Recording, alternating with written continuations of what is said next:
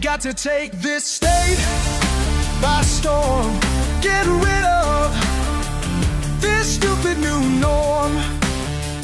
This stupid new norm. We got to step up and bring the heat. The Democratic liberal progressives is who we've got to be. Got to be. We're at the federal level, so we've got to do it at the state. Yeah, the state's next. We are Californians for change.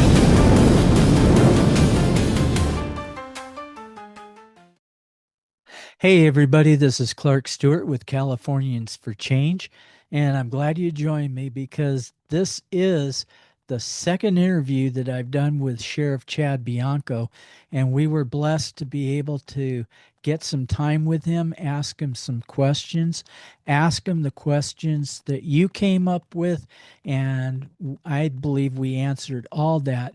And this interview will also reveal the character of the man, which I believe is totally awesome. And this is who we need for the governor's seat in California. He walks in integrity, honesty, and takes responsibility for his own actions. And these are attributes we don't hear about too much in this day and age. So watch the video, keep an open mind, be willing and humble to receive what he has to say, and I'll be right back. I'd like to bring in Sheriff Chad Bianco. How you doing? Very good. How are you? Oh, pretty awesome. Thank you. What I'd like to do is I'd like to start this interview with a foundation. I don't know how many people actually have gone to your website and gone under the tab Meet Chad, because I believe this is really important for a person's character to reveal that, because I've been running into people that basically, like you said in the last interview, are so pig-headed, they're just going to believe what they want to believe. And so that's why I want to set this foundation so that we can, or people can really see what's going on here. And what I like to do is I'd like to start off how you were born in Ogden, Utah, at Hill Air Force Base, and you're the eldest of three boys. And you were raised by hardworking parents, and which instilled the values of integrity, perseverance, and personal responsibility, which we don't hear very much today about personal responsibility. And these principles shaped your belief that respect is earned through actions, character, and commitment to service. And I love that. And that's where I really want to start, because I'd like to hear from you how your Christian faith has actually molded you through the years and has actually influenced your decisions in the past, present, and in the future for the governor's seat. Yeah, absolutely. Thank you. I mean, that's a fantastic way to start. And it's unfortunately how you led into it. My mind was turning about, what we're seeing here and what we're unfortunately living through and have to deal with. And quite honestly, it's what is completely surrounding us is all of the media that we are taking in. You don't know what to believe. And to be quite honest with you, especially in my line of work, I believe none of it. Because every single, whether you're a Republican and watch Fox, you're not getting the whole truth. If you're a Democrat and you're watching MSNBC, you're not getting the whole truth. They manipulate to incite you, to get you behind them and to rally you against the other side. And this divide that we have truly is what's wrong with America. It's what's wrong with California. And for me right now, I knew what to expect. I know what to expect from the Democrat Party as we move forward, because I've been through a very, very long and hard, two of them, campaigns that were truly based on lies. They were based on emotions. They were based on an agenda that was meant to alienate the listeners from my candidacy. And unfortunately, that's what we're having now. And it's good that I talk about this, and I try and do it everywhere I go, especially in speaking events, but you don't get to reach everyone. And when you have, for me, unfortunately, people in the Republican Party who are paying to spread bad information because the other candidates know that I'm the person to beat and they absolutely cannot compete with my resume, they have to try and destroy my resume. And the beauty of how I was raised and what you're talking about is the truth always prevails. You always stick to the truth and rely on the truth. And they can lie, misrepresent anything that they want, but the truth is the truth. And in the end, that's all that matters to me. And the people that don't want to investigate, that don't want to believe, that don't want to see it, that are easily manipulated by a friend that just told them a story that when you really think about it doesn't even make sense, and yet they believe it. That's why we're in this position, not only in California but the country. So yeah, me growing up, I was very blessed with a fantastic family environment. I had two sets of grandparents that were amazing. My mom and dad obviously were fantastic parents. They were extremely young, and I think that made a difference in how I was raised because I think they were trying to figure it out along the way instead of having a preconceived notion of how to do it. And they were basically, they just felt like they had to raise us the right way. And it wasn't the way someone told them to raise us or anything like that. My mom had three kids before she was 21. My dad, right after I was born, got shipped off to Vietnam for 2 years. So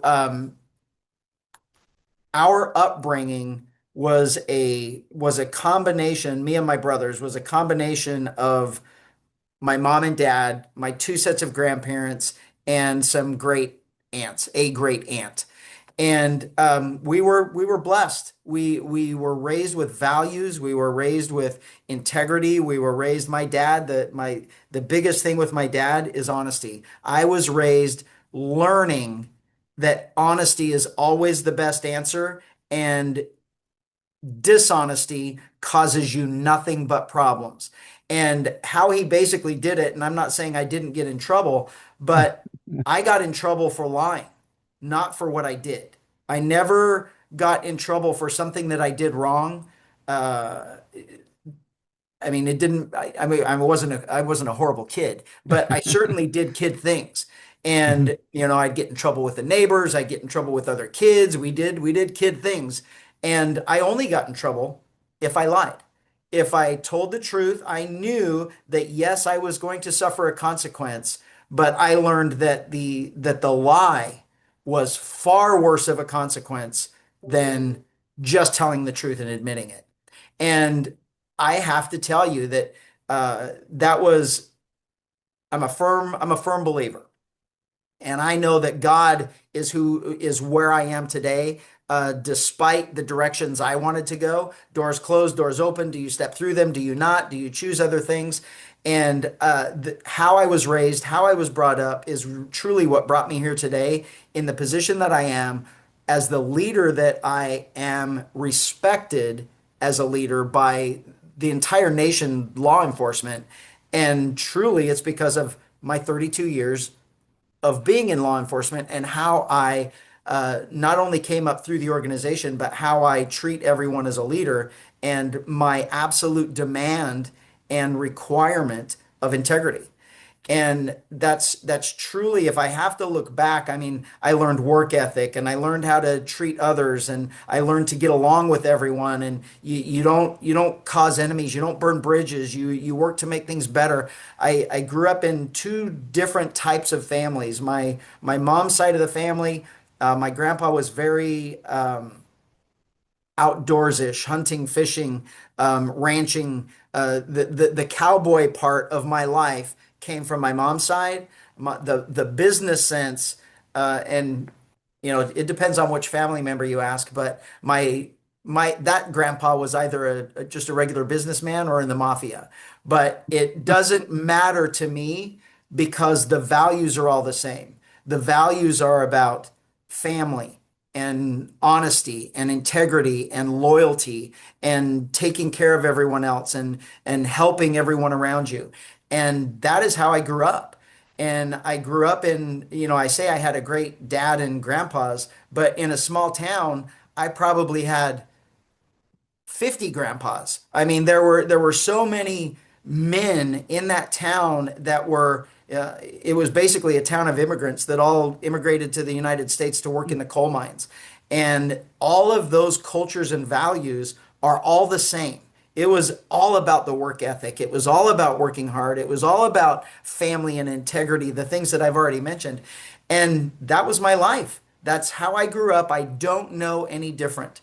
So then bringing that into this profession and God leading me into this path and then being successful in this path, I know it's because of how I was raised. It's a life of service. It's serving others, sometimes at the expense of myself. It is about always being honest with the people that you're dealing with. It is about having integrity. It's about the loyalty to law enforcement, loyalty to my community, loyalty to what is right and wrong. And I think that, sometimes I think it's cliche, but I think I was definitely raised to be in the position that I am in. That is why I'm successful, is how I was raised and what my beliefs are. And that truly is what's separating me in this next bid to be the governor. Because if you put all of these things on a resume, take everybody's name off, no one, no one is going to have the service, the integrity, the unparalleled, the unmatched integrity and service to community, government service, fiscal responsibility that's proven, not just me saying it, it's proven.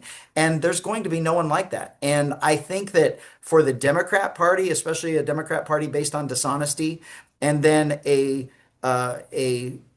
unfortunately a Republican candidate pool that is based on ego and narcissism, and they somehow have to they all know that there's nothing in their backgrounds that elevates them above me for this campaign, so their entire campaign has to be taking me down.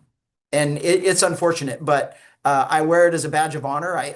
Where I am and these attacks that come at me, it's a badge of honor for me because I know I've been doing the right thing. I know I'm doing the right thing, and I know that it's resonating in California. And that's what's really interesting too, when you said about you got in trouble for lying. Now, in our first interview, we talked about BLM, and as far as I was concerned, what you said that just settled the matter. But there were some other people that after the interview they said, "Oh, I'm going to go ahead. I want to vote for Chad Bianco." But they were going to vote for someone else. And they said, "No, we're coming over on the Bianco side." Then I heard from this person about a week later, and they said, "Well, that video for BLM, that tells it all." And I'm like, "Look, that was edited. You've got to look at the man's character and what he's Yeah. done.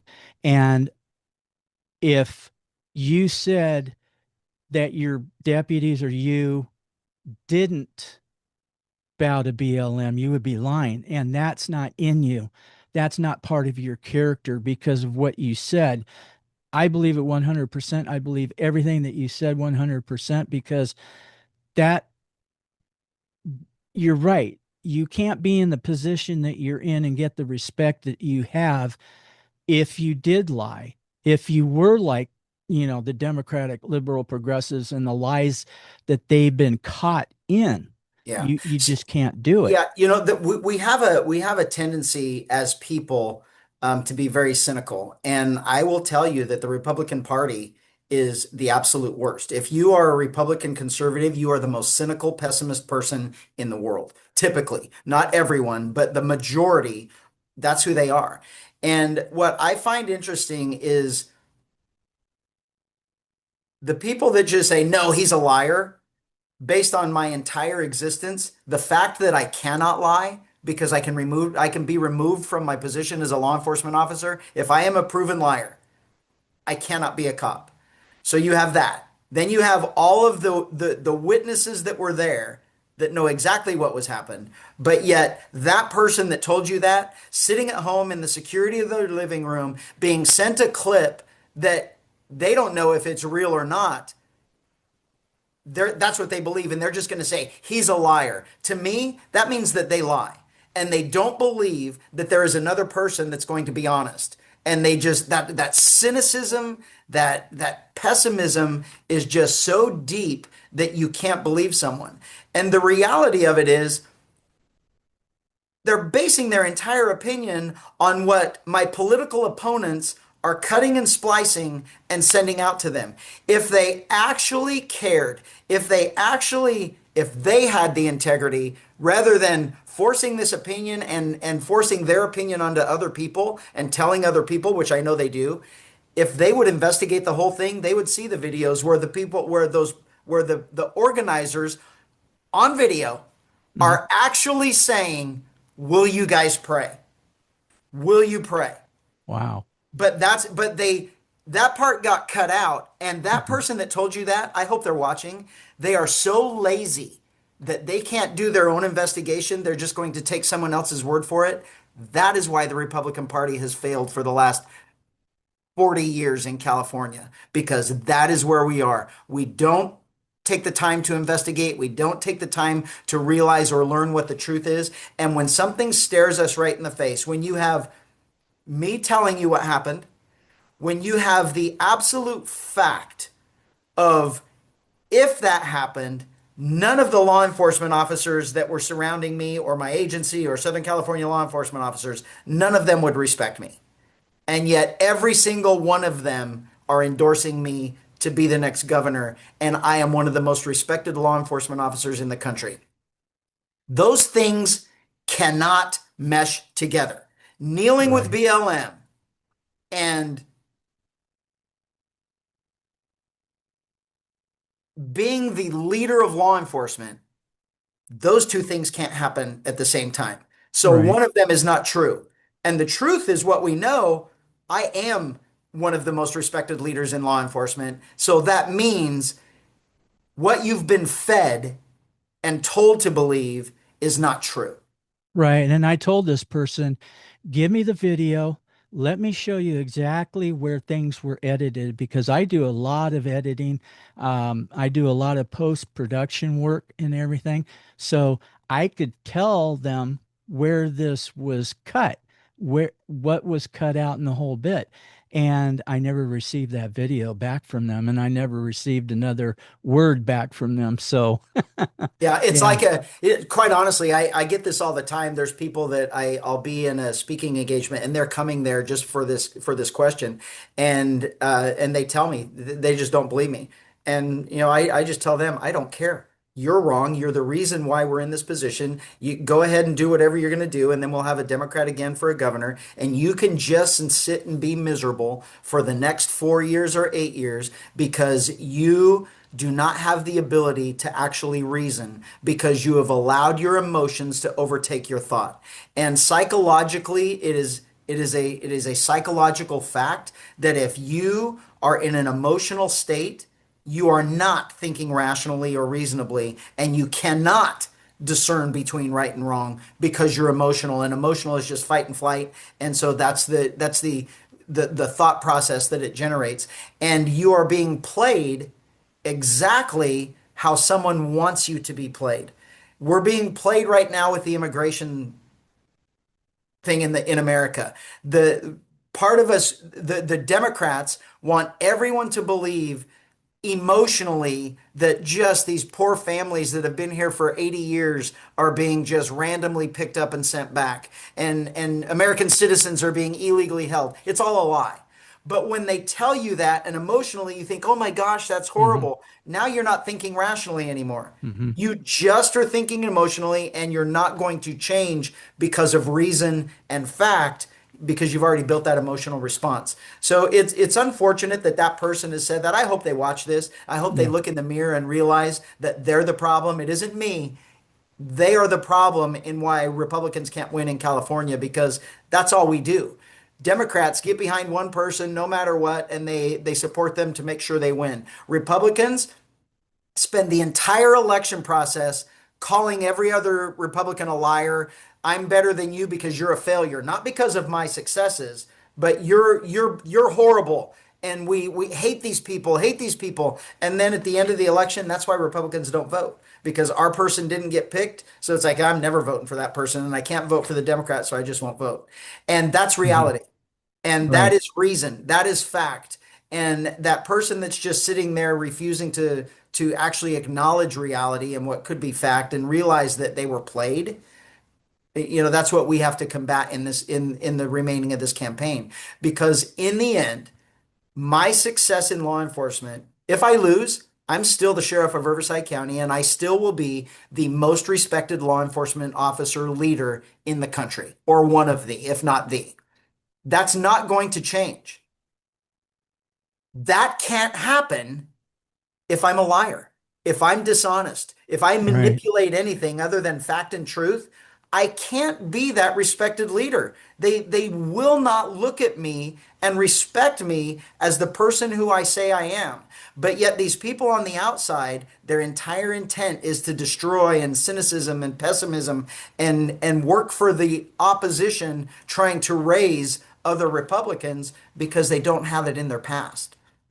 Right. And that's what I like because like about you, you have the common sense approach. You also have to know this as a law enforcement officer. People, when you come into a situation and they're emotional, you've got to read the situation and you've got to understand exactly what's happening to be able to enforce the law or you know, settle disputes like domestic disputes or whatever for that situation. And that's what I like about it because you have to know this stuff. This isn't stuff that you just dream up or you just pick out of hat. This is stuff that you actually know. And that's what I want people to understand, that you have that common sense approach and you want to do uh, you want to run for California governor seat for California and Californians and what's best for everybody.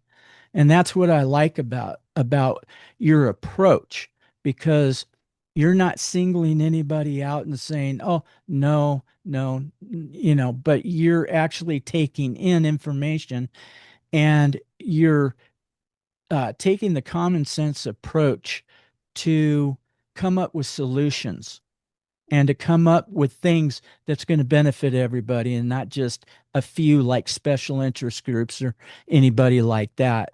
And that's what I Yeah. really like about your approach. Yeah, my daughter bought me a shirt, and this is truly my kids growing up and what I believe and how I worked and everything else. But she bought me this shirt and gave it to me. And it's basically it's kind of a quasi Western shirt, like a warrior type of a shirt, but across the bottom it just says problem solver. And my entire adult life, that's all I have been, is a problem solver. I get, if you watch the news, I'm labeled as right wing. I'm labeled as all of these things. The Trump MAGA right wing. That's the emotional thing that people are trying to convince you of because the Democrats want me labeled as that. That's what they think they can win with in California.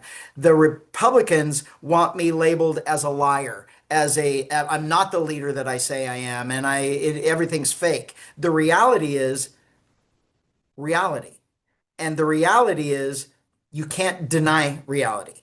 Your opinion means absolutely nothing if it's not true. And just because it's your opinion or your belief, that doesn't mean it's true. It just means that's what you believe. And the ability for 32 years of my life, and especially the position that I'm in now, never once have I made a decision that had anything to do with politics.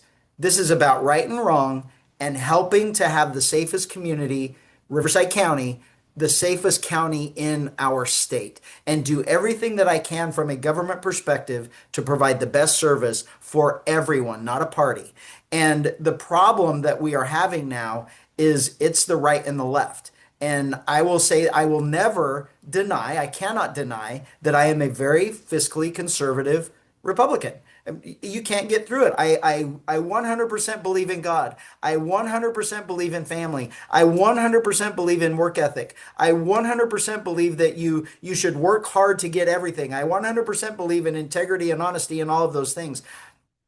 I 100% believe in a smaller government. I 100% believe that our Constitution is why we are the best today. That is how I make my decisions.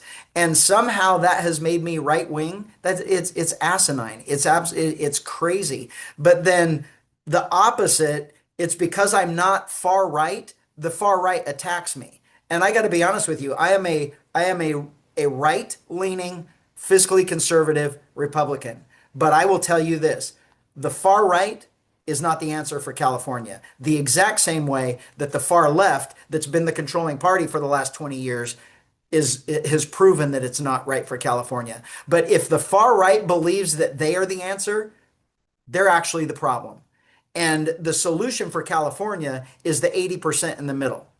And the reality is you have to have that right-leaning, conservative, fiscally responsible person to rescue us from decades of far left agenda that have proven to be disastrous for California. Oh boy. At the same time, I 100% know that when I make this pendulum swing back, it went way too far left.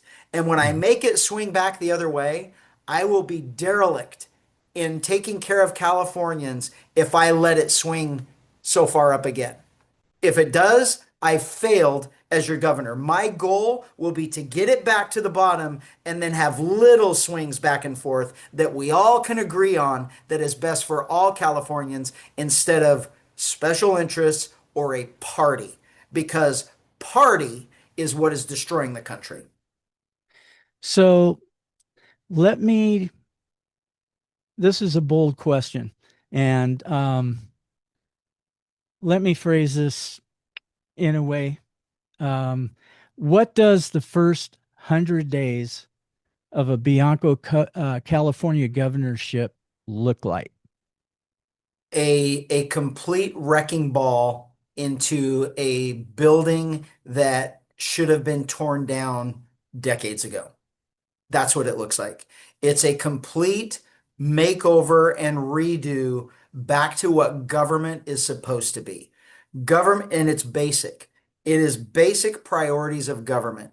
The number one priority of government, of every single government, is public safety. That's police and fire. It doesn't matter what you do.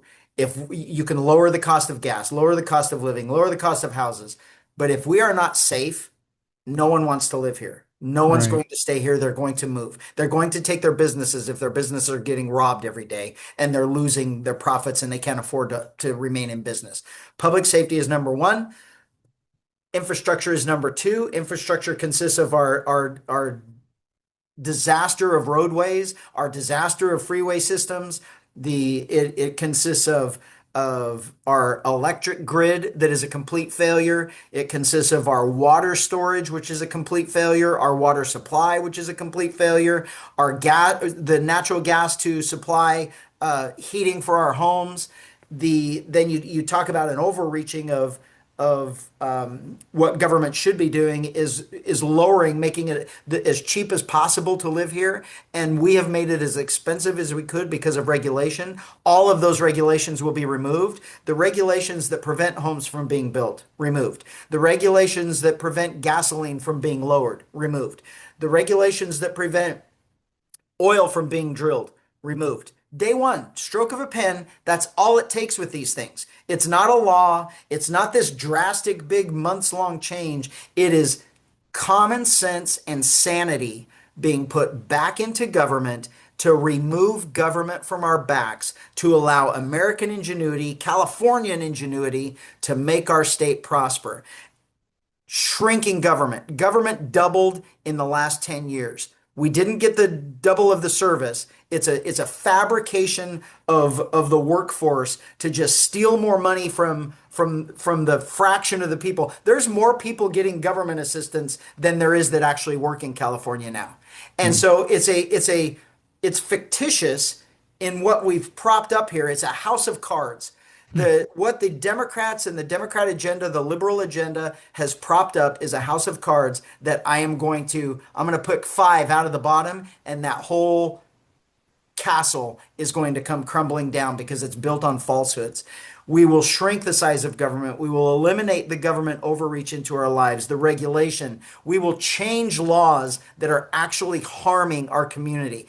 Criminals will actually be held responsible for the crimes that they commit. And if they should be in jail, they're going to jail. The prisons will all be reopened. If we need more prisons, which I know we do because of the amount of criminals we have in this state, we will build more prisons.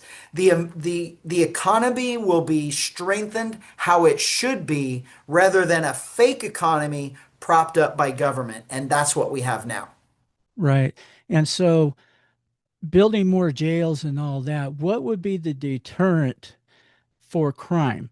I mean, California now does not have a death penalty because of Gavin Newsom, but will you bring that back? And what will be the Yes. deterrence to crime? The voters voted for that. We have learned over the past couple of decades that the Democrat agenda doesn't care about voters. They only lie to you to get you to keep putting them in office. And then when they get there, they laugh at you, they spit in your face, and they kick you in the teeth when you're hurting. That is our Democrat agenda right now.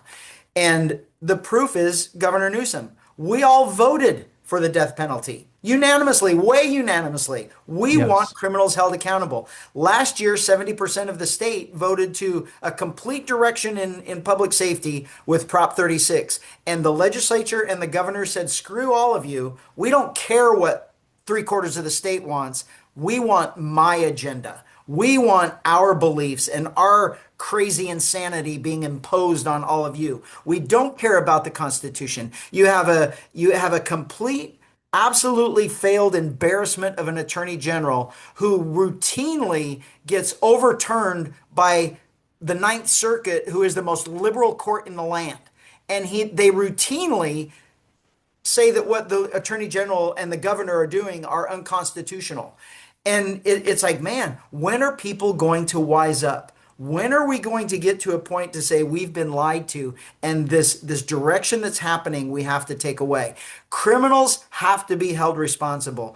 They have to be put in jail. They have to be put in prison. And if they get out and break the law again, put them in prison again. This double, triple, quadruple probation that people get now is absolutely ridiculous. And we have a government that cares more about a criminal than about victims. They don't care that we're all being victimized. They only care about the emotions of a criminal and what they feel in custody. They don't care about the victims and the victims' families. They don't, not one single bit. And the reality is, the places that have better crime rates than us, that lower crime rates and less crime and safer communities, they actually punish criminals when they do wrong.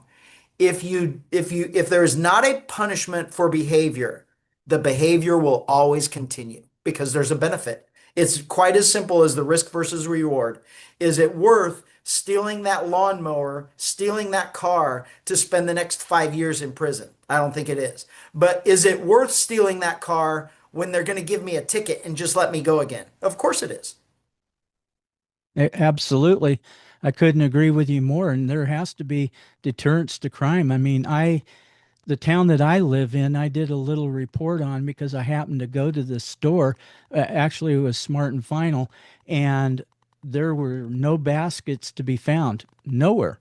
And I went in and I asked them, where are all the baskets? And they said, well, they were all stolen. There were just a few in the store to use. And a lot of people said, oh, come on, that happens over here too.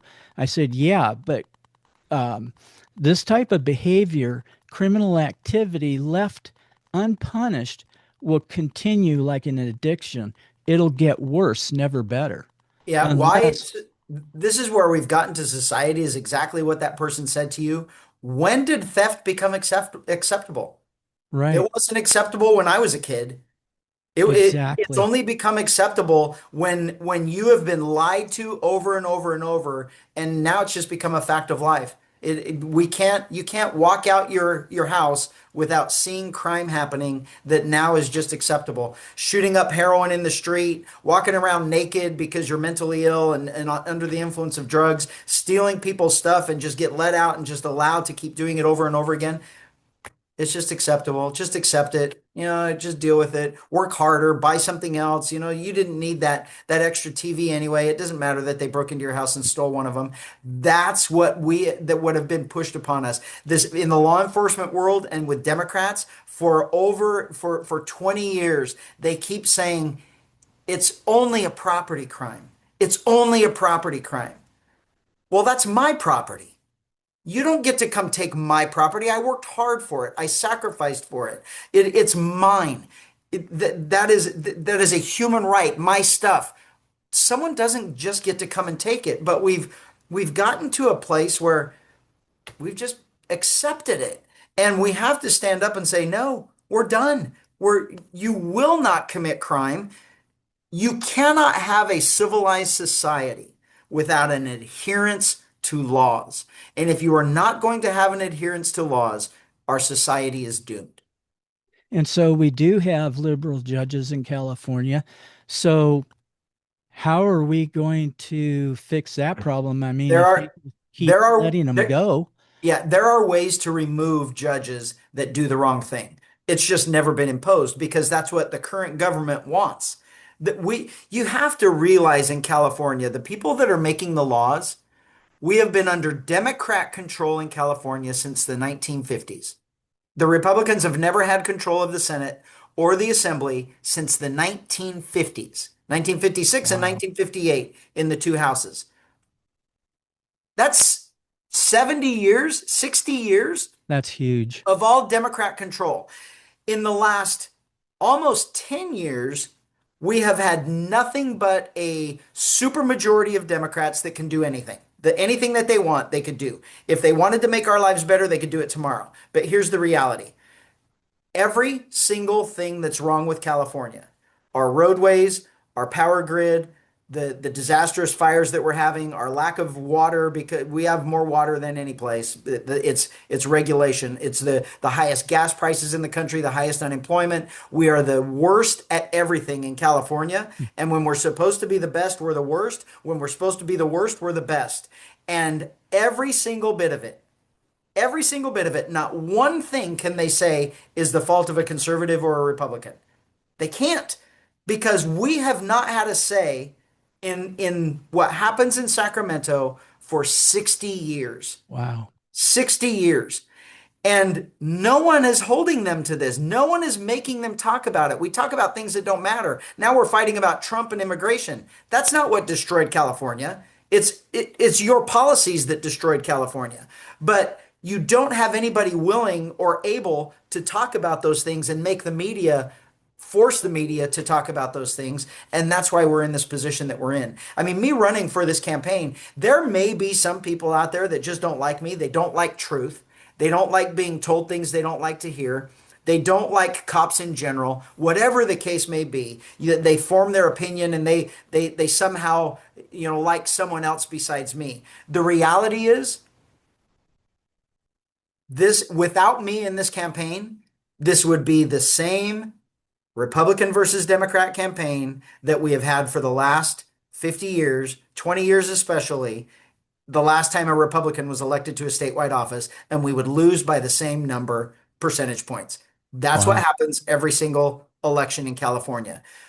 The difference with me being in there is I can actually win by pulling Californians, not Republicans and Democrats, but common sense Californians all toward one goal and one mission that's best for Californians. Everyone else, the Democrats are playing to the Democrat base and the Republicans are playing to the right Republican base. And no one has a history and a vision of actually doing what's best for California instead of for an agenda or for a party. And that is why I'm the primary top candidate that both parties understand I'm the person to beat, because that's what I'm offering. Do you want what's best for California, or do you want what's best for a political party or an agenda? And that's what this is really going to come down to. And that's what I like about what you're doing with the meet and greets in California. Steve Hilton, who I haven't been able to get a response from, I've emailed him many, many, many times for an interview and never received one word back. But I like your approach. Well, actually, Steve Hilton is doing Fox News. He's doing the big, hoopla with the news media, but you're getting into the grassroots of people. I mean, I see you a lot of times you're in Susanville or you're down here in San Diego or you're all over the place and you're talking with people one on one. And that's another thing that people can do. They can go to your website, which is biancoforgovernor.com, and look at the pictures and see the people that you're meeting and see the people that you're affecting. And that's what I like. And that's what I was going to ask you too. How are the meet and greets going? How are people receiving you? And what are people saying all over the state? Yeah, this is exactly why both teams are scrambling right now, the Democrats and the Republicans. This is exactly why Steve Hilton paid for his own poll to make sure that he came out on top and then advertises that all over the place because his campaign is failing. Because these meet and greets and being in every county, I want to be on the news? Sure. I'd want to be on CNN. I want to be on MSNBC because they need a dose of reality. They don't want me on there because they know they're going to get the truth from me, and they can't argue with me about truth because everyone knows what's happening in California. Here's a reality of Steve and really the rest of the Republicans. I have nothing bad to say about any of them, Right. other than none of them have the ability to win a statewide election. None of them have even shown us that they have the ability to win a tiny local election. We just have egos and narcissistic movements of saying, I'm the best, look at me, look at me, look at me, and vote for me. That's all we have with them. And the reality is, especially with Steve, I've listened to Steve, I talked to Steve, we have good conversations when we're together. We're going to get along. Everything's going to be fine as we go forward. We're not going to fight. He's paying for bad information to be said about me. I couldn't care less about anything being said about him. I'm just going out and reaching the voters. And the reality of California with Steve and the news and Fox and everything else, Steve is going to be, well, right, he is absolutely incapable of winning a statewide election as a Fox News host. The reality of California is when I win, I will have 15 to 20% of the Democrat population that are also voting for me. There is no way in the world that a Democrat in California votes for a Fox News host.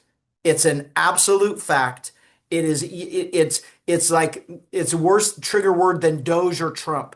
Fox News in California with Democrats is a hard pass. And that's all Steve's trying to do. Steve is trying to play up the Fox News to try and elevate himself above me in the Republican side. And unfortunately, it's not working for him. His events are getting canceled. He just doesn't have the movement. My meet and greets, if I go to a place first, there's when the other candidates come in, they're like, yeah, we're staying with Bianco. When I go in after and I have all these meet and greets and the groups that I'm talking to, I mean, I don't know how many were there in the first place, but it is amazing the places where someone else has been that they all come up to me after and it's like, oh my gosh, I'm glad you got here. You came here because I would have been voting for so and so. But now there's no way. There's no way that person can win over you. So what we are doing in the campaign we are doing, I don't care that I'm not on Fox News. I don't care that I'm not doing this because Fox News isn't going to vote for me. Californians are going to vote for me. And what we are doing with this campaign and how we are operating it, I will have the entire state, the majority of the state behind me because I went out there and answered their questions. I went out there and met with them and showed them that they actually care. It's not about just paying for commercials to get to them. I want to see what they are talking about or see how they're living. I want to see what they're going through. I want to hear personally from them what they're going through. And I want them to see from me that I actually care and we're going to make a difference once we take back the governor's mansion in Sacramento, and it's finally going to be a government that works for all of Californians instead of just a certain population trying to get votes. Or a special interest group. Yeah. And that's what we're praying for. We're praying for you to get, I mean, it has a great ring to it. I mean, Governor Bianco. I mean, that's awesome. I mean, everybody out there, say it with me, Governor Bianco. I mean, that has a great ring to it. And not only that, but um, we've been vying for a meet and greet here in my town in Hemet, California. And we've been slated, or we've been told that check back with us in November, but there's a lot of people that are here that go, we need him here. We need him in the governor's mansion. And we want to talk with him and we want to ask him this, that, and the other. And there's a ranch out here that they're prepared to throw a huge barbecue spread, the whole bit. So I'd love to see that happen. And I'll just make it known to you right now that we'd love to see that happen. Oh, absolutely. And I'm sure it will. The problem is we only have, you can't add days to the week and you can't add days to the calendar. So the response, this whole meet and greet response and the fundraiser response that we have received since announcing is absolutely overwhelming. I don't have a day off until the middle of December. Wow. There's no, I mean, I don't have any day off until the middle of December. And so it's nothing but driving and traveling and speaking and flying and speaking and meeting and learning and seeing. And it's going to be like this for an entire year. And it's a big state. I mean, 58 counties, a lot of them huge. Southern California counties are all huge. You have to make many, many, many stops in those. And then the northern counties, some of them are small, some of them are sparse. They're big, but they're sparse. So you have to make those plans to go to those different communities and towns and county meetings and things like that. And that's our goal. My goal is not I mean, we have to raise money. That you absolutely cannot win a campaign without money. That's a foregone conclusion. But we're doing this campaign unlike any other campaign in history. We don't want to run the same campaign and then lose by the same margins. We're going to do it different. We have a massive grassroots effort. We have in the first month and a half or 2 months, we had over 20,000 people sign up to volunteer for our campaign through the Wow. website. It's a massive it's like we opened up the floodgates of people saying, we need a change. I want to help. And how can I do it? And we've started a massive movement in California. And the ground game that we have, 200,000 public safety employees with law enforcement and fire that keep us safe. That's a huge ground game with all of them spreading the word and the 20,000 regular people that just are tired of what's going on that want a difference. I mean, we're going to have, by the time we're done, we'll have 500,000 people traveling this state spreading the word of we need change and it's got to be Chad Bianco. Yeah. And it's not about theater. It's not about getting up and saying the right thing, reading the right thing from a teleprompter. It's about being real, being honest, being transparent, and showing that common sense has to be our way forward, not politics. Exactly. In light of what happened, let me switch gears here for just a little bit. In light of what happened in Los Angeles with the protests and the agitators and all that, uh, how are you going to get the Hispanic vote? Have you been talking to a lot of Hispanics in the state? I know there's a lot of farms and stuff like that in this state. I'm just wondering if you've been able to reach out and you've been able to um, a- and see if those people have actually received you well. Yeah, so that's twofold. The answer is yes. But the overarching reality is not only am I doing that, and do they realize that it's natural for them to talk to me and when I do go out to these places that they get that that feeling that I am about as authentic and as genuine as you can possibly get. They know they can trust me. They know all of those things. But what is happening with the Hispanic population as a whole is they are realizing that they are not Democrat. There is nothing about the Hispanic culture that is Democrat. The Hispanic culture is hardworking. Mm-hmm. Take care of your family. Family is everything. You're a hard worker. You work hard. You do the right thing. You abide by laws. They don't like people that victimize other people. They like the Constitution. They like their guns. They all want to be safe, and they're all religious. And they are actually realizing that their values have absolutely nothing to do with the current Democrat Party. And so they are naturally coming over. So they're coming to us. Not only am I trying to get out to reach to them, there's not a barrier. It's an absolute mesh because they're trying to come to me, I'm going to them, and we're just absolutely meshing. They all want to be safe. They all want a government that gets out of their way. They all want a government that allows us to live the fantastic free life that America is supposed to give us, free of government intrusion. That's what they all want.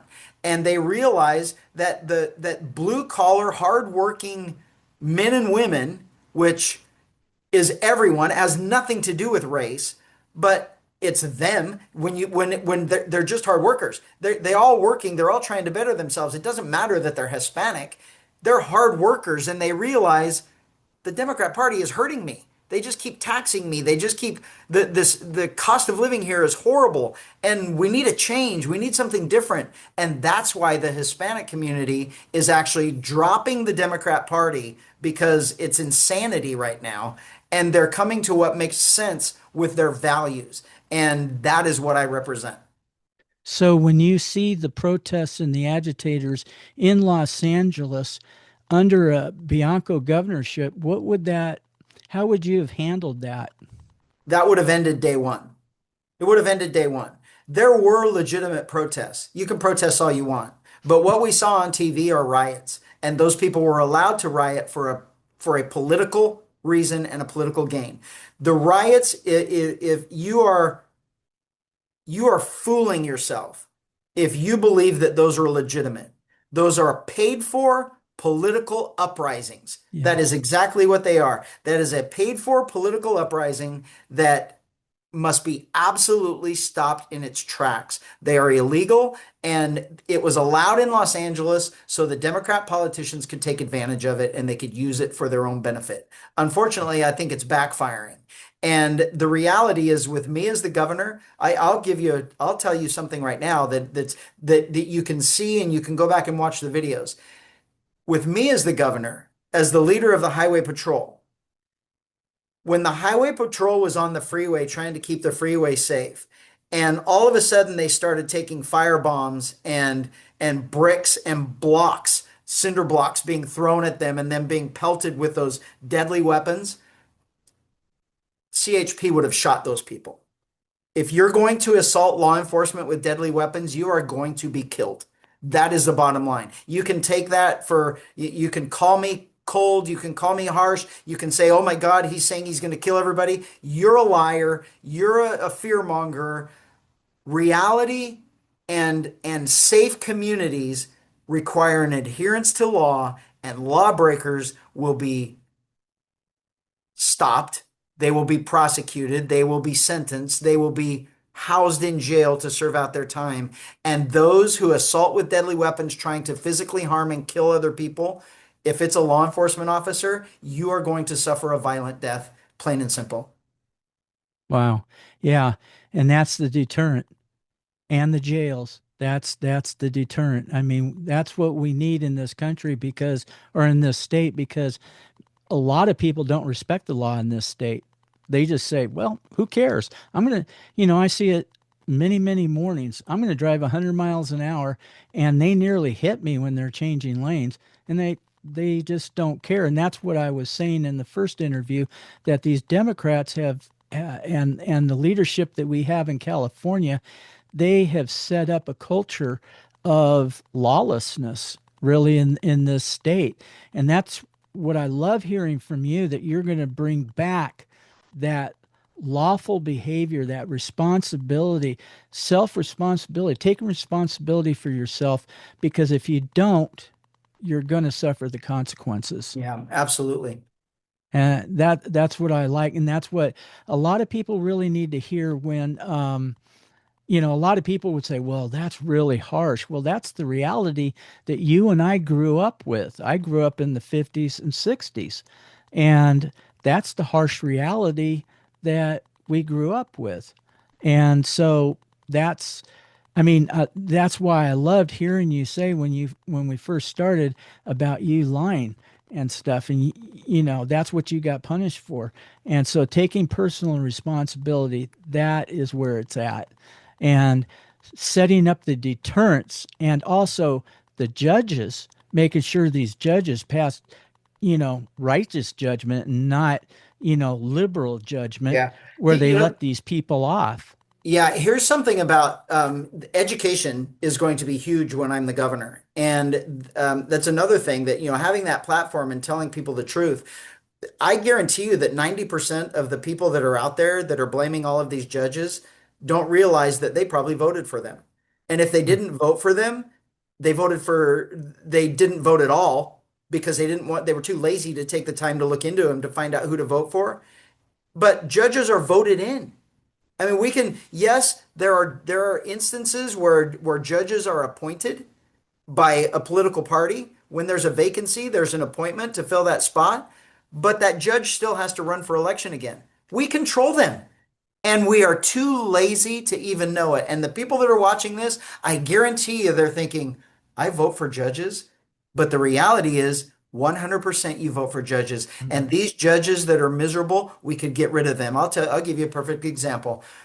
The judge that released the inmate twice that should have been in prison for the rest of his life, and a judge released them twice, and then he murdered one of my deputies, San Bernardino County voted that person in again. Wow. They voted for that judge again, knowing that that judge is a liberal activist judge who is releasing all of these inmates to victimize us, and San Bernardino County voted for that person again because we're too lazy to look into it. We don't care about our election process. We just sit back and we bitch and we complain and we're pessimistic and optimistic and blame it on everybody else, because even us as voters, we don't take responsibility for our own behavior and for our own inaction and for our own inability to convince our friends and what is right and what is wrong, and how we can make our not only our state but our country better. Yeah, and that's the reality of it. And I hope everybody's grasping this and understanding the reality of it, because I'll tell you, it's pretty dire in this state right now, and we need a Bianco governorship. We need a Bianco administration in this state, because I don't see anybody else with the experience, like you said, but I don't see anybody else that's going to implement these things. I've never heard anybody talk like this, no other candidate talk like this, to where I can see California being gold again. Yeah, And California, here's the bad thing about politics is they will, because they're listening and watching what I do and what I say. Their platforms, every single one of them, what they have right now, their platforms are just copying what I said when I announced. I was really the first Republican to announce. I wasn't the yes, first, but I was the first legitimate Republican to announce that yes, I was running. And so everyone's just copying me. And then the reality is it's not hard to come up with a platform on the Republican side, because we all know what's wrong. It's easy to say, well, I have to fix this. I have to fix this. I have to fix this. All of these things are broken. The difference between all of them and me is I've actually been doing it for 32 years. I've been serving my community faithfully for 32 years. There's nothing in my background that says anything otherwise. You've elected me to a county-wide, the head of a county, the most elected person in Riverside County, the highest elected official we have. You've elected me twice. And I not only have done everything that I said I was going to do, I've done more, and I've done it cheaper than what I said I was going to do it. And we've actually changed government to better our community, and we've made it less expensive, less waste in our government. No one else can say they have done that. It's just going to be a promise that they can. No one else is going to even say that they can win an election, because none of them know whether they can or they can't, because they've never even tried. So it's going to be an interesting election process. Not only is my resume going to rise above everybody else, but the ability that I can actually win an election, I mean, that's huge. Yeah, It's absolutely absolutely. huge for any person to just jump up one morning and say, I'm going to run for governor and I'm going to win. That's not being real. Right. That's not being realistic. It doesn't happen that way. It can't happen that way. You actually you have to have something in your past to show that you can make a difference in California. If not, you're no different than the other politicians that we have voted for every single year that just promise during an election year and then fail to come through because when they get there, they're more concerned about themselves and about their own elections and about their own agenda rather than what's best serving other people. And that is the big difference between me and everyone else. Right. And that's one of the things why my wife and I are so adamant about getting you elected, and we're doing everything in our power, along with a lot of other people in Californians for Change. We're trying to do everything that we possibly can. I mean, we're out there too, meet and greeting people, and we're talking to friends. We're talking to and Hispanic friends I have a lot of them, and they want to vote for you, and Yeah. they're going with you, the common sense approach. And so, that's one of the things that people can do. People have asked me, what do we do? How do we get this over the hill? I mean, Yeah, so I'll give you, I'll tell you exactly how we do it. We stop being so pessimistic. We have to be optimistic that we are in a perfect time to take back California. We have everything in our favor. We have a complete failed political system that has destroyed California that we had nothing to do with. All of that is in our favor. I mean, if the only argument you have is what do you have to lose? The direction you're going, nothing's going to change. Try something different. That's all you got to do is try it once. If it doesn't work, go back to voting Democrat. But stop try looking it at the once. problem, look at the solution. Oh yeah. And there are so many things going right with California, but it's only going right because of the people.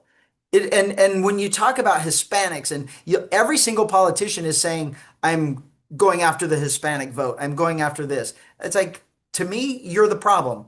If that's what you say, you're the problem because I don't want somebody's vote because they're Hispanic. It's like, how about you're just a good person and you're in California? How about you're a Californian and you want our lives in our community to be better? I don't care if you're Hispanic, Asian, black, white. I don't care where you came from. I don't care what nationality you are. How about you just want California better? And how about everybody in California wants California better? So if you're a Californian, that's who I'm going after, not individual demographic groups. I want Californians to say enough is enough and we're going to go in a different direction. Absolutely. And so, also, too, with business owners, the cutting regulations and um, now also, too, gas prices. We have self imposed taxes on gas that we can alleviate. We can get rid of those, correct? Day one. You can get rid of them day one because they changed the rule several years ago where they couldn't increase taxes without a major majority of the and then that looks bad on the legislature when they're passing gas tax increases because no one wants more expensive gas. So they changed the rule and made it a fee. You don't have to get approval for a fee. You just impose the fee. And so those regulatory fees that are really taxes, just in a different name, that's why gas just keeps going up and up and up. But with a stroke of a pen, you can do away with those regulatory fees. And now we lower gas a minimum close to $2 an hour or $2 a gallon, we can lower it just with a stroke of a pen. And Wow. then the regulations that prevent us from drilling oil, that's another stroke of a pen. And now we pump our own oil instead of importing 80% of it. We pump our own. It's fraction of the cost when you pump your own instead of making other countries rich off of our backs. How about we just pump our own oil? And maybe if we pump our own oil and we pump so much that we're selling it to other states and other countries, then we can actually do away with all the taxes in the state because we're making revenue from the oil. That's common sense. That's reality. That is the optimism that, man, if we just get the right person in place, we could turn this state around to an amazing state to make it where everyone in the country wants to come to California again instead of California being the laughingstock of the United States. And that's what it's been for a long, long time. I Yeah. mean, my wife and I moved to Texas in 2003 for an opportunity and everything. And they say, "Oh, you're from California? Oh, okay. Well, gee whiz." They look down on you, but they want to take your money. Oh They, yeah. they just look down. I mean, they took so much money from me and they swindled money out of me. And, that just proves the point that we are the laughing stock and we can be taken advantage of. Or a lot of Californians have moved out of state, and a lot of those states go, "Oh gosh, you're from California? Oh geez," Oh you yeah, know. they're making songs. I mean, don't California my Texas. I mean, Really? it's crazy that in one generation, in one, two for sure, but almost one generation, a failed political agenda has destroyed our state. And it's turned us from the beacon of hope for the United States into the laughingstock of the United States. And everything that's bad happening in the country happened in California first, and it spread to the rest of the country. And we have to take that back. And the reality is if that's what we say when we're all out talking is about we're going to do this, we're going to do this. But you know what happens in the Republican circle? And you can get online, you can get on the comment sections and everything else. The pessimism is disgusting. It's like never happen, never happen. Mhm. California will never. Republicans will never win. Democrats are going to cheat. And those people are just so disenfranchised they don't vote. And don't tell me that they do because we already know that 50 to 60% of the state doesn't vote. Wow. That's embarrassing. If those people that do all of the complaining and all of the bitching and just do nothing but say how bad it is, if you would all get out and vote, we could fix it in a year. Next November, California would be fixed. And if you don't get out and vote, people, don't complain. Oh yeah. And Don't complain. this is what I want to tell everyone. Everyone. I want you to tell all your friends. I want you to find out when their birthday is so you can send them a birthday card. But the reality is you just need to know their birth date because when it comes time to election time, we're going to start when the ballots get mailed and you're going to call all your friends every single day because all you need is their last name and their birth date and you can find out if they voted. And you just keep calling your friends and say, "Did you vote?" And they're like, "Yep, I did." And they're like, "No, you didn't. I can see right here you didn't vote. So I'll come get your ballot, fill it out, and I'm going to go turn it in for you to make sure that you vote." We can make sure that the laziness and the apathy toward elections in California is reversed in one election, and we can take our state back. Yeah, that's awesome.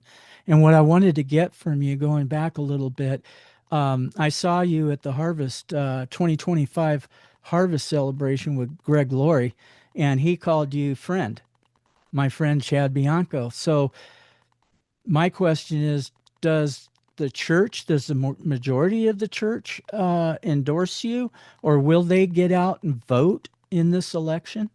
That's a fantastic question. The church. I'm obviously an unapologetic Christian. I have my Christian values, and that's what I live by. I've been active in Sandals Church. I've been active in Harvest Church. My kids went to Harvest first through sixth, kindergarten through sixth grade. I've known Pastor Greg for 30 years. Pastor Greg for 36 years. Pastor Greg is how I became saved. It was at Harvest Church and listening to him up there behind the pulpit, and that is how I was saved. So then with the work relationship that I have, especially now, I talk to him all the time. There's a need for law enforcement officers to have a faith background and to have something to fall back on. And Harvest Church does a great job in allowing us to get that law enforcement ministry, and they have a fantastic law enforcement ministry. So I've known Pastor Greg for a long time. Obviously, he knows me, my character. I know probably the majority of the people in that church. Sandals Church is the same way. It's some of the problem is that people that go to church, the majority of people that go to church don't vote. And unfortunately, we have a society that's been misled to believe that churches can't talk about religion, and they've been threatened with their nonprofit. We know that's absolutely false, and they can do anything that they want. It's government can't get involved in churches. Churches can get involved in government. Our country was designed with Christian values. So you can't say there's a separation of church and state. The difference is that separation is government cannot control the church, not the other way around. And people don't understand that. They don't believe it. But the pastors, instead of telling their congregants that they need to get out and vote and they need to vote for their values, they avoid it because they're afraid. And we're having more pastors speak up now and do the right thing and convince people that it's okay. Um, I can't tell you the numbers. I know that if any Christian looks into this next election, again, I mean, we had a pastor now that's throwing his hat in the ring to run for governor, and the problem that we're going to have, and this is what I need everyone out there to do, you need to contact these other people and tell them to drop out. There are 68 people running for governor right now. And Wow. the more Republicans that get in, all you're going to do. So the pastor obviously is a great guy. He's a God-fearing man and everything else. Back to the reality, he's no different than Steve Hilton. He is not going to get all of those Democrats to vote for a right-wing, very hard Christian conservative candidate that's a pastor that's going to be preaching that stuff. Democrats aren't going to vote for him. They oppose that now. So that's an automatic turnoff. And all he's going to do is take votes away from me. That's all Steve's going to do is take votes away from me. And because we have this jungle primary where the top two vote getters go to November, we'll end up having two Democrats go to the November race. And we'll just sabotage what we have right now, which is a perfect opportunity for a good Christian conservative person with values, ethics, honesty, and a desire to shrink government. We have the perfect opportunity to get that person in. But everybody taking away, watering down the vote, we're going to ensure that it's never going to happen. Yeah, and that's what you said in our first interview. It's a perfect storm. We have a good opportunity, the perfect opportunity right now. And I'm trying to talk to so many people. I'm answering a lot of questions. I'm questioning people. Why do you believe that? Why do you believe that that person is the best when they do this, that, and the other? And yeah, I've listened, like you said, I've listened to some of Steve Hilton's podcasts, and some of them to me just didn't make sense. Not as much sense as what you're making today, because you've got the common sense approach, and one of the things that I was going to also ask you was the fact that we could have the greatest governor in all the world, but if we don't have a good state assembly and a good Senate, it really doesn't matter too much. Do you agree with that? Only to an extent. Riverside County is predominantly Democrat, and my Riverside County board is 4-1 Democrat. So I have an extremely good working relationship with them. I mean, there's one that I will never have a good relationship with because he is a political activist. That's all he is. He is not here for what's better for Riverside County. He's here for the far left political agenda. The other Democrats on our board are not. They are here for what's best for Riverside County, which is why we get along so well, because that's all I'm here for. And we come up with reasonable, common sense solutions for the issues that are posed to us, and we make those decisions. And that's the approach that I'll take in Sacramento. I will take a hard line against the far left, and I will expose the far left for the insane anti-Californian agenda that they have. And the regular, normal, middle of the road Democrats are naturally going to come to my side anyway because it's common sense. I don't necessarily disagree with them. I disagree with all of the lunacy that's being pushed by the far left that the mainstream Democrats don't have the courage to stand up against. They don't believe it, but they don't have the courage to stand up against it because they have a governor that goes along with it also. But with a governor that's actually common sense, middle of the road, that is going to negotiate, that's going to compromise for what's best for everyone, that's what they're looking for. And I will be the only person that's offering that. That's awesome. Um, One of the things that I did look at, because I was going to ask you about debating, like Katie Porter and all them, because if you get in the ring with Katie Porter, or, if it's between you and Steve Hilton, I would choose you in a heartbeat and twice on Sunday, I'll tell you, because there was a article that I ran into by the LA Times. Now, we talked about the liberal media, and it's really hard to believe the liberal media and what they say. But if they bring out truth once in a while, it's hard to receive it from them. But you were in a dinner with in the Sacramento Chamber of Commerce, and Katie Porter was there. Cohen Lock, I can't say her name. Cohen Lockus, Kudalakis, yeah. Elaine. Katie Porter and the former mayor Antonio Viragosa, which definitely don't want him in there at all. But Mhm. they were basically saying that California is too expensive. California doesn't have a chance for business owners, and um, they're the problem. That's what. Every It's so single weird that they don't Democrat. see it, that that's a blind spot for them. Yeah, it Or was. are they I just saying it? Oh no, they are absolutely blind. We're talking to businesses that are being destroyed by California policies. And they got up there and said that we need more California policies. There's the business environment is so bad and so taxed and so regulated that we need more tax and more regulation to fix the business. That's basically what they said. It was like Twilight Zone. We are either going to have California government continued or worse with any Democrat that's running. Any Democrat that is on the ballot, California will stay the same or it will get worse. There is no chance for us to get better because that is not any of their beliefs. Right. And Konalakis, basically, she's a millionaire off of her father's real estate She's business a and she's everything. a billionaire. She's a billionaire. Oh, She I is a stand billionaire. corrected.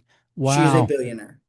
And she was telling you that you're part of the government. You'll have a government pension. You'll be fine. Yeah, she actually, the way it came out is she was basically insulting me for having a government pension. So I've worked in law enforcement for 32 years now, and she's basically insulting me because the billionaire is insulting me because I'm attacking government and the failures of government. And she just says, like, somehow that I'm bad because I'm going to get a government pension. I mean, that's all awesome coming from the billionaire who makes all these decisions that harm us that don't affect her. Yeah, I mean, it was crazy. It was like, wow, I'm being scolded by the billionaire for offering 32 years of my life of service to the residents of Riverside County. It was crazy. It lacks common sense entirely. I mean, I'm just standing there with my jaw open, like, don't they see this? Don't they Yeah, see what's going on? This is ridiculous. yeah. This is It was horrible. bizarre. It was And unfortunately, there's a lot of people that will vote for them. I don't understand that mentality. Either, like you said, they're not doing the research and they're not getting getting in there and finding out they just vote Democrat, and it's just like no. But we do have the perfect opportunity right now to turn this around. And so I hate to close here, but I need to close. And what I'd like to do is have you take the last minutes and any comments, questions, whatever.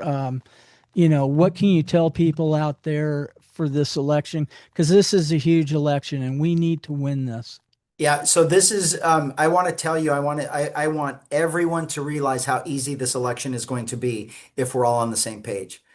We have to convince the people that don't have a chance of winning, not that they're not good people, not that they're not a good candidate. We have to realize and acknowledge they already know it. They're being told, they're just not being told enough that they don't have a chance of winning. And we've got to rally behind the person that can make this happen. We have probably once in a lifetime chance to fix California in this next election. And we have to take every advantage of it. And we have to be positive because everything is in our favor. The Democrat Party is in shambles. The Democrats are saying that they're likely to vote for a Republican. We just have to pick the person that they believe that we believe that they're going to vote for. And that's in the public safety realm. Democrats want to be safe. That's me. That's my life. That's what my priority will be, that all of Californians are safe. We have a safe environment. And then we'll fix the other things that run down there with the infrastructure, the crime, the all of those things that follow down the path of what the responsibility of government is. And if we are positive, and if we do convince everyone that, oh my gosh, this is it, we've got to all keep rallying, we're going to do it. We can take this into June and November and actually fix California. I encourage you to jump on board with my campaign. You can sign up at biancoforgovernor.com. You can sign up for information. You can find out anything you want about the campaign in there. You can sign up to volunteer. I seriously want 1 million volunteers across this state that are out pushing for a better California. And then just as important, maybe even more important, is campaign donations.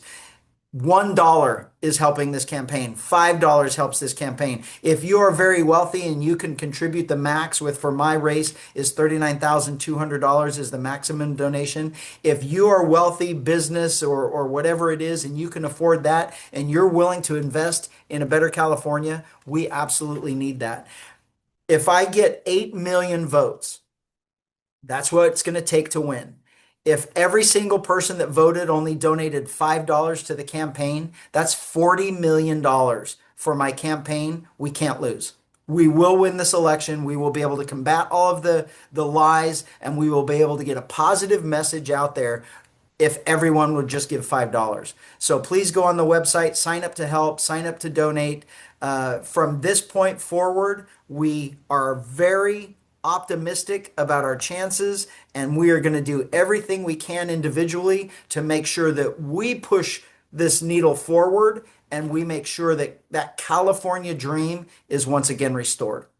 And one thing you said, I said I was going to close, but I've got to ask you this because I was watching an interview with Larry Elder, and one of the things that he said when he was running, President Trump reached out to him and said, I'd like to endorse you, and he never reciprocated that. Have you reached out to President Trump, or has President Trump reached out to you as far as endorsing your campaign? Because I would love to have him endorse your campaign and get it over the hill. Yeah, we're doing everything we can to get every endorsement that we could possibly imagine get. We are in talks with President Trump's team, and eventually there will be a time where we have that personal conversation with the president and ask for that endorsement. Right now, we're doing everything we can to work with them, make sure we're doing the right things for California. This is a very important election. California election is a very important election for the president because the balance of the House falls in the hands of California. And so politically, we're working very hard to make sure that I'm bringing me being on this ballot is going to bring more people out to vote.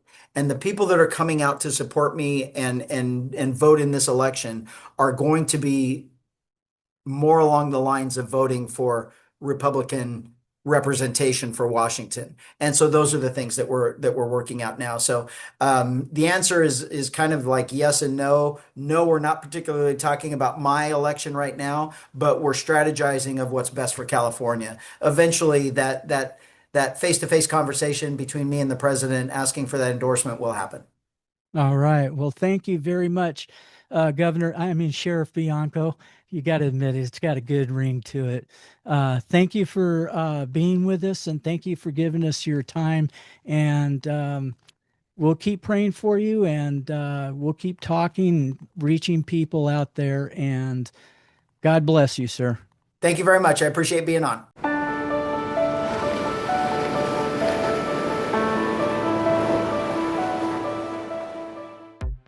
Hey, everybody. I hope you liked the interview, and I hope it revealed everything that you asked, that it revealed the answers to that, and much, much more. With me, it filled me with hope, and I hope it filled you with hope as well, because this is who we need in the governor's seat. Nobody upon nobody, and just like Sheriff Bianco said, nobody has the experience that he has, not only in law enforcement and knows the law of California, but also has dealt with the liberal Democratic progressives and their agenda for years. And he has dealt with businesses. I mean, he has experience that far exceeds every other candidate that is running. And so that's why we are backing here at Californians for Change Sheriff Chad Bianco. And November 3rd, 2026, we got to make the final decision. The final answer has got to be Sheriff Chad Bianco.